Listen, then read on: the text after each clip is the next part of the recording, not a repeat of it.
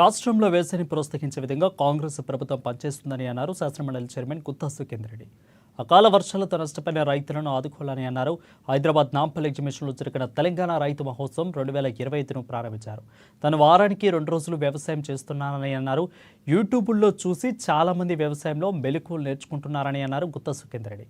ఈ కార్యక్రమంలో రైతు commission chairman Kodanda Reddy, MLA Parnika Reddy, commission సభ్యులు కేవీఎన్ రెడ్డి, అదేవిధంగా గోపాల్ రెడ్డి, భూమి సునీల్, భవానీ రెడ్డి పాల్గొన్నారు.